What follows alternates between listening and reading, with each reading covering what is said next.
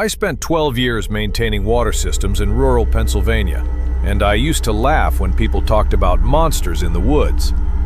Then one night, something followed me out of Pump House 4. The worst part? I don't think it was trying to kill me. I think it wanted me to lead it somewhere. My name is Mike Turner, and this happened outside a small town in western Pennsylvania. At the time, I worked maintenance for the county water department. Most nights were boring. Pressure checks, broken valves, alarms caused by old equipment.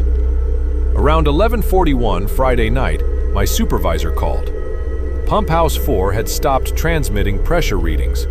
It sat about 3 miles into a wooded service area where there were no houses, no streetlights, and barely any cell reception. I'd been there dozens of times. I grabbed my flashlight and drove out. The first strange thing happened when I reached the gate. It was already open. Normally, that gate stayed chained. I assumed another employee had forgotten to lock it. I drove down the gravel road and parked beside the concrete pump building. The engine had barely stopped when I heard something slam against the metal wall. Boom! I froze. Then another hit. Boom! From inside. I called my supervisor. No signal. I grabbed a wrench and approached the door. Hello? Nothing. I unlocked it. The smell hit me immediately. Wet soil. Not sewage. Not chemicals. It smelled like somebody had dumped fresh forest dirt inside the building. My flashlight moved across the pumps. Everything looked normal. Then I noticed muddy footprints. Bare footprints. They started near the back wall and crossed the floor toward me. The problem was that there wasn't another entrance. I followed them with my light. They stopped directly in front of the doorway where I was standing.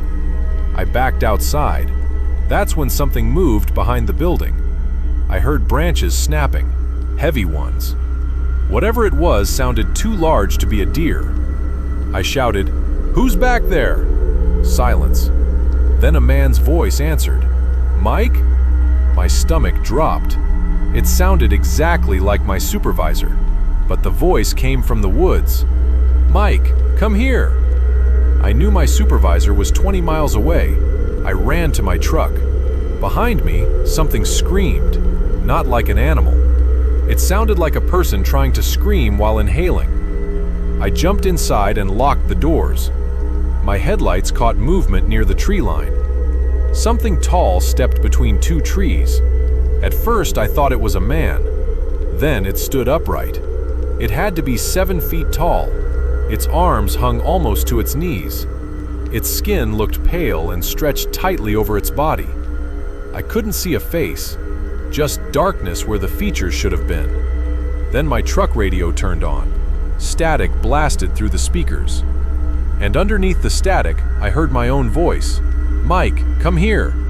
I threw the truck into reverse. The thing ran. I've never seen anything move that fast. It didn't run like a person. Its arms hit the ground every few steps, almost like it couldn't decide whether it should move on 2 legs or 4. I slammed onto the main road and drove nearly 80 miles an hour back toward town. For several minutes, I could see it in my rear-view mirror, running behind me. Then it disappeared. I didn't stop until I reached a gas station. There were 2 people inside. I walked in shaking so badly I could barely hold my phone.